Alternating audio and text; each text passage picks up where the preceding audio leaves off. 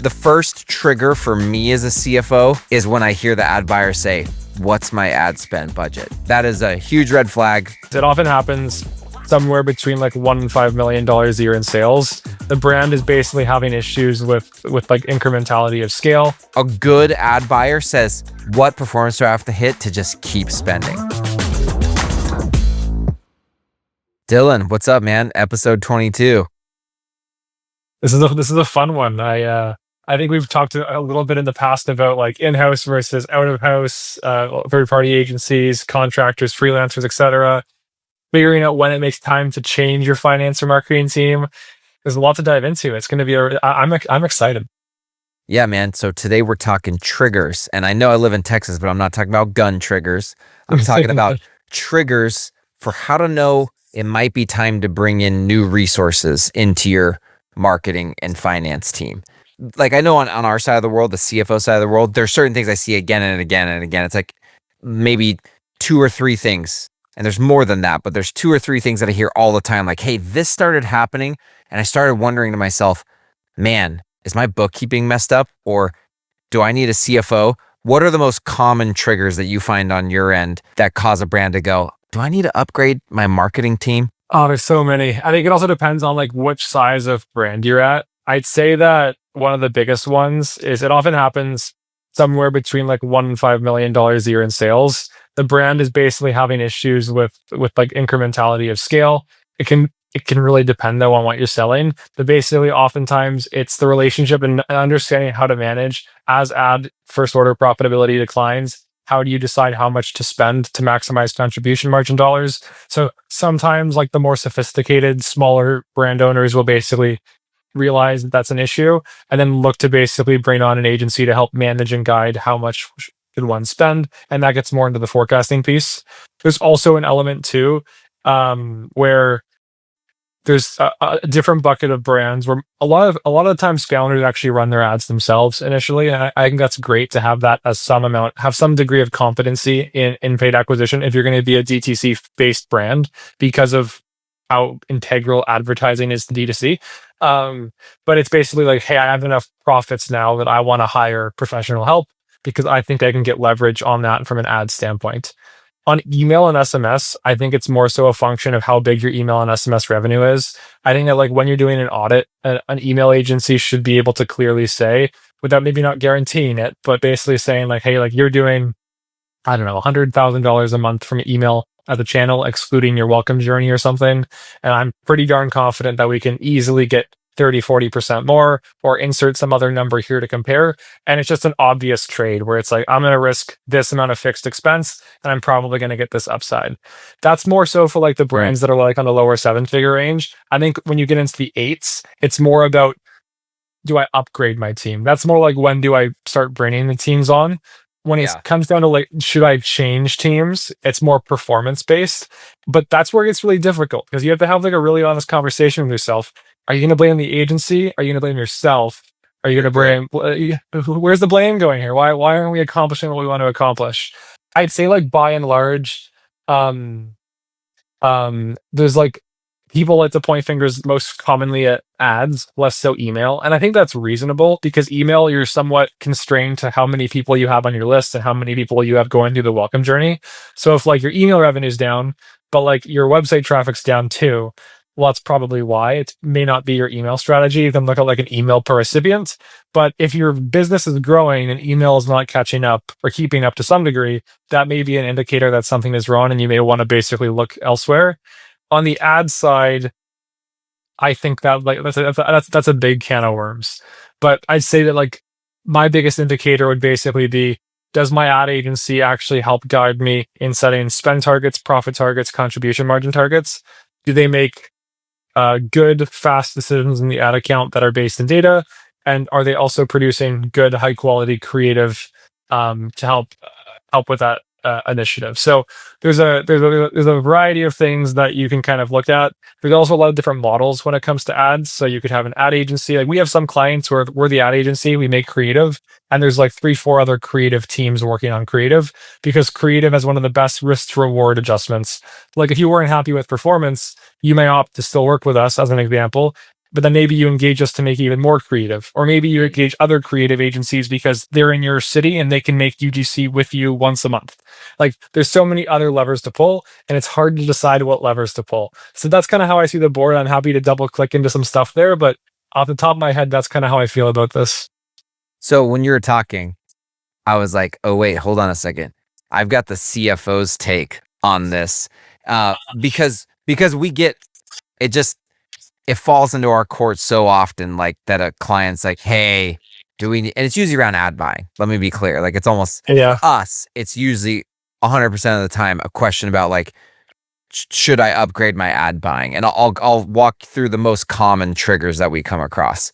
I'll start with the ones that are more common and the ones that are less common, but are like the unique take that I think we bring to the table as like D2C focused CFOs. So one, the first trigger for me as a CFO is when I hear the ad buyer say, what's my ad spend budget? I hate that question because almost 100% of the time, no one who understands the fact that like you can scale beyond a budget if certain conditions are holding true asks that question. A good ad buyer says, hey, what performance do I have to hit to just keep spending? That's my favorite question. But you have to double click to make sure they actually understand how to assess performance. But when I hear what's my ad spend budget, it's like, that is a huge red flag. And 95% of the time that ad buyer needs to be replaced, by an agency or otherwise.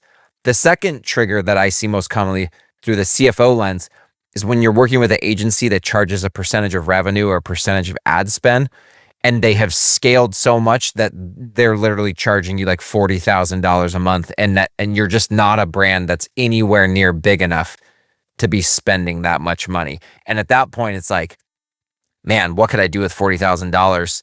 Like, you could build a pretty decent in-house team, and then should I do that versus should I go to another agency? So that's another one. And then the other one that comes up really commonly, and this is kind of connected in my mind to like, hey, what's my ad spend budget, is that the ad buyer just really doesn't understand contribution margin, and the fact that like that you really in one way, shape, or form want to figure out how to scale that, right? And usually embedded in that is that they don't understand the game that they're playing. I've been talking about this a lot with brands, even more so now that you and I have recorded 22 episodes of this show as of today, like, is that like, I'm really starting to realize that it's up to us and you guys, right? It's up to the Aplos and the free to grows of the world to go like, hey, we're not here to just set targets and budgets. We're here to help you assess what game you're playing. Are you playing the high LTV game? Or are you playing the new customer dominant game? That is not the same game. They require different tactics, different performance assessments. And so when an ad buyer doesn't understand the game they're playing, that's a trigger for me as a CFO to like, hey, I think we might need to make an upgrade here in the ad buying side of this business. So those are a few that come to my mind as a CFO. Yeah. I think there's also like, you have to have someone on your team who has the experience to kind of point you in the right direction to help guide you as to what the constraint actually is. Because sometimes it might actually be media buying. And like this can be a very experienced CFO who's been and seen brands from 500K a year to 50 million a year, or insert some different volume here. It could be the media buyer. But if you only have like one of the biggest knocks on agencies, for example, when it comes to ad buying, is like you hire an agency and they put someone junior on your account who maybe has good, perfect training in media buying, but they don't really understand anything else other than that. They might even understand contribution margin, but they haven't necessarily experienced what it's like to be a first-time customer dominant brand that then kind of fiddled out because they don't launch enough new products to make up for the fact that they have a very high single point of failure risk. So when you're bringing on teams, it's important that you understand like what you're actually getting from them as well. Because sometimes you want media buying help but you also want almost like an advisor who can help you identify Totally. what that next constraint is. And that just gets into how you build your team and how you make sure you have enough experience and expertise around you. But I think that's an important conversation to be had when you're either hiring in-house agencies, vendors, is go into it where it's like, do I strictly just want a media buyer because I have a great CFO and I don't really need to pay a premium to get like a more experienced team that can maybe help me in more ways, or vice versa? Is my like average ecom tenure on my team like a year? Well, that's probably not good. So yeah. No, that's a great point. And actually, I would even say that's one of the justifications or rationales for considering working with a vertically focused agency, right? Whatever the services that you're looking for, because they're getting reps again and again and again and again and again, working with a bunch of different brands in your vertical, right? At different sizes, seeing the constraints. Like, I mean, I'll be 100% honest. I am far better CFO today, having grown Free to Grow CFO for 4 years than I was at Guardian Bikes. And I was in ecom for about 10 years at Guardian Bikes. I still knew a lot, but I'm looking back to like since I left Guardian and started Free to Grow and the reps that I've gotten. And I'm like, whoa, I thought I knew what I was doing before, but I really didn't. And it just makes me realize that like it's that pattern recognition. Like, and you can recognize, you can predict what constraints you're likely to run into, right, at different stages a lot quicker when you're getting those reps again and again and again. So that's really interesting, man. Okay, so I'm curious. I want to flip around to like our side of the world in terms of triggers, but I want to start with your marketing agency's take.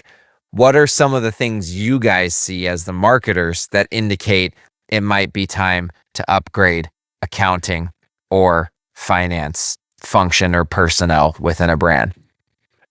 Yeah. So I think that at the end of the day with ecom, a lot of brands basically optimize for net profit or contribution margin dollars after ad spend. And that's like by and large a good thing to optimize for. However, I've seen like plenty of brands, some even large, that are like net profit positive but cash flow negative, like because of how they manage their inventory, manage how they buy inventory, how they manage their balance sheet. They're like in a financially very soft position.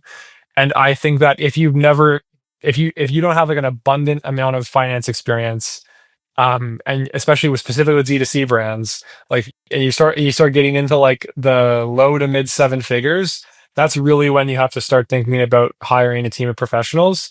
I've just seen so many horrible mistakes made on a perfectly great business just with poor cash flow management that, like, in a way it's almost insurance to some degree, but also it can help you optimize and do so much better, whether it be how you finance things to get the upside if you can buy more inventory, or how you can optimize distributions to pay yourself more. Because again, this is like ecom is like a cash flow game. You're buying the inventory before you sell it. It's not like you're providing a professional service or a software that has like a completely different stack of financial variables. It is like a very, very cash intensive business out of all the different types of businesses one could run.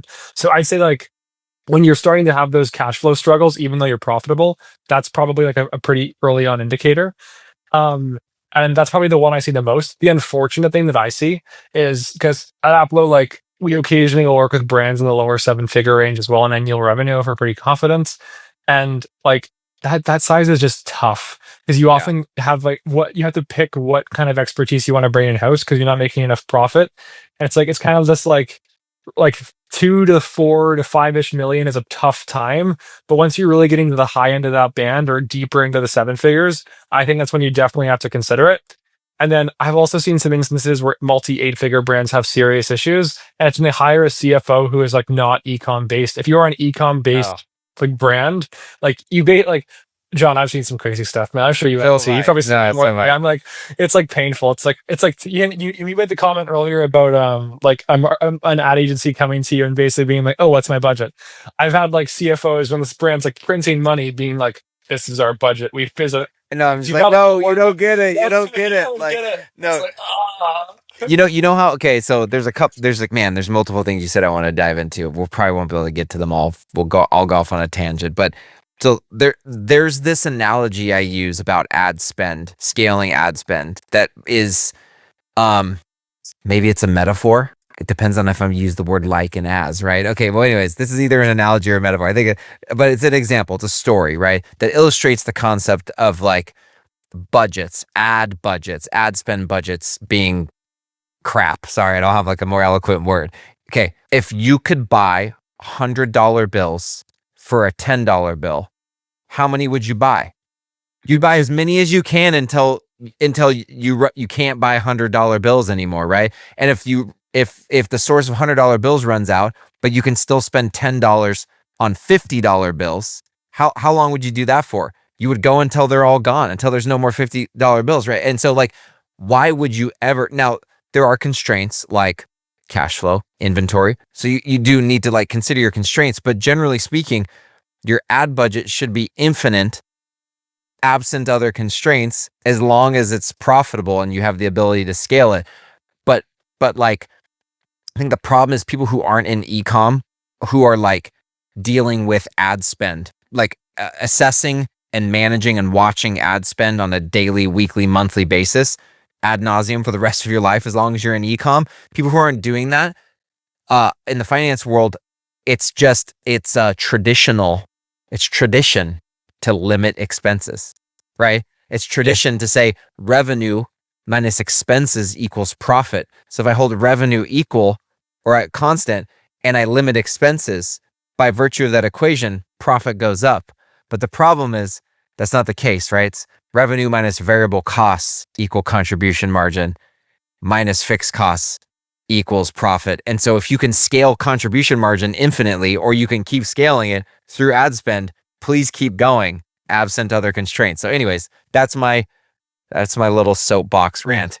Back to how to know, we can start with bookkeeping, I guess. Like, I think about upgrading your finance function or triggers that might suggest you need to into bookkeeping and CFO, because although they're very interwoven, they're not the same thing.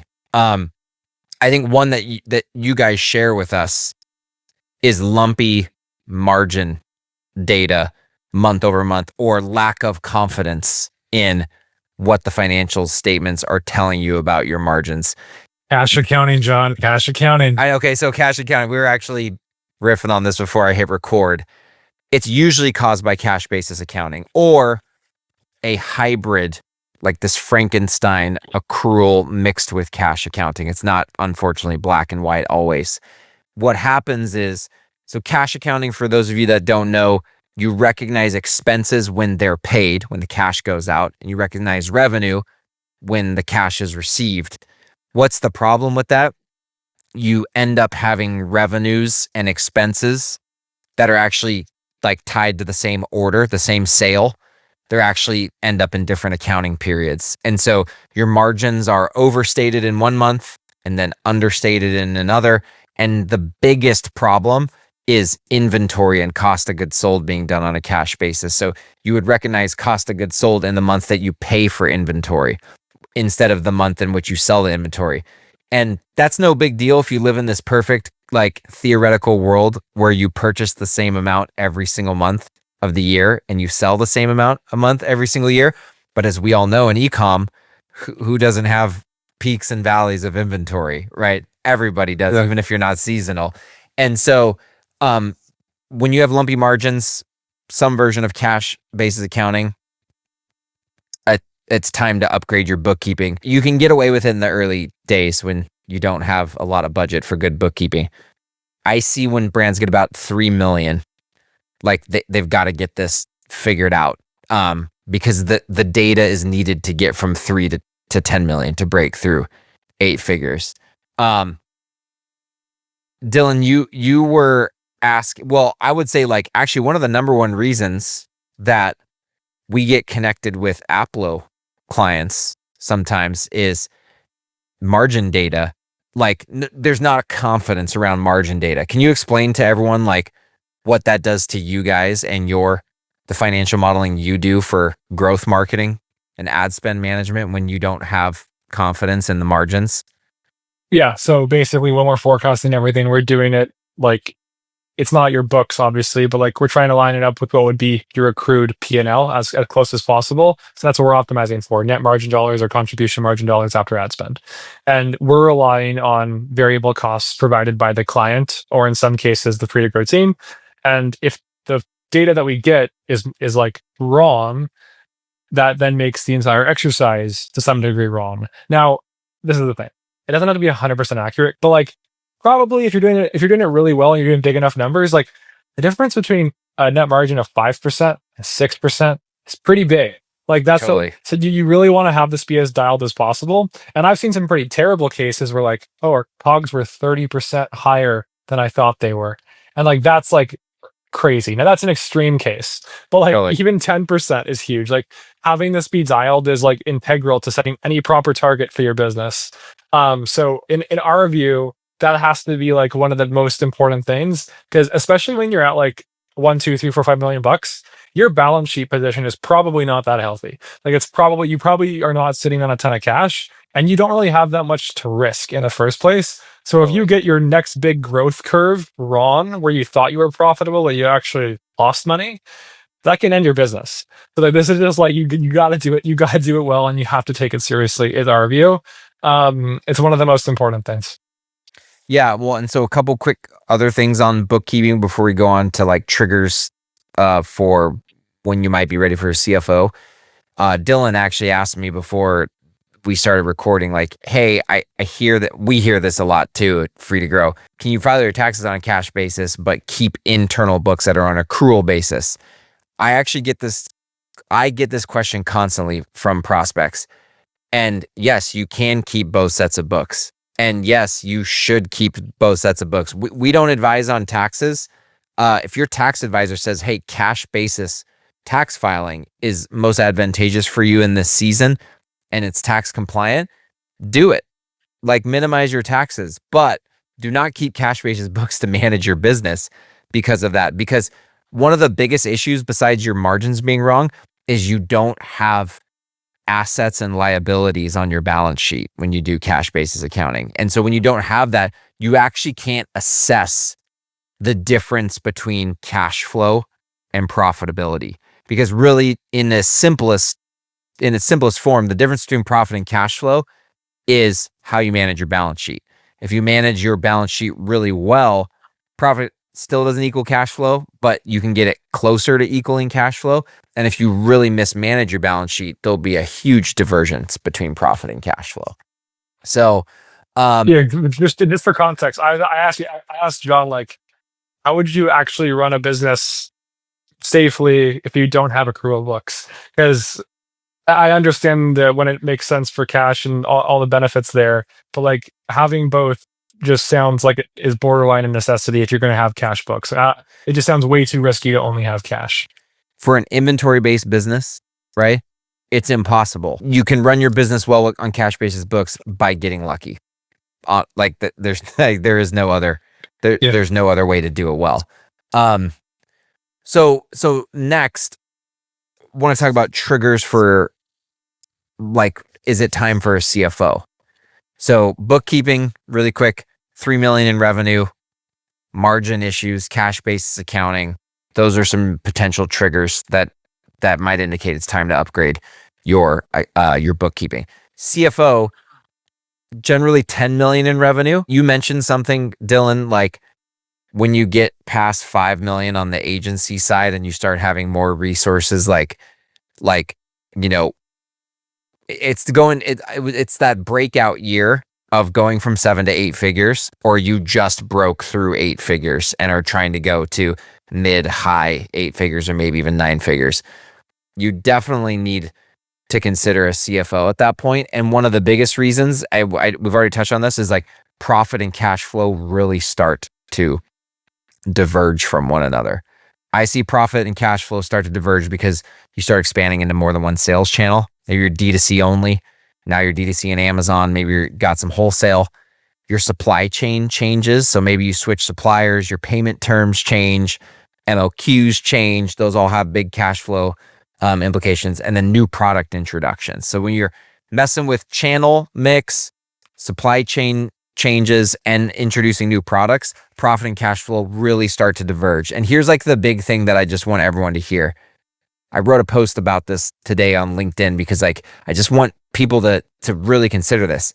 If your business is profitable and it's cash rich, you need a CFO even more. I've come across many brands. I think people think, oh, I'll get a CFO because like I've reached that oh crap moment where like I need help. I need help. That's not a bad time to get a CFO either. But when you're ahead, you need a CFO to take your profit and cash flow and guide things like distribution strategy so you can build wealth, so you can have a strategic thought partner to think about sales channels and new products, and to prep your business for sale, like at some point. And the bottom line is like, you don't want to wait until you're struggling financially. If you're killing it right now, a CFO can help compound the financial benefits of your success. Real money is made, real wealth is built through compounding, right?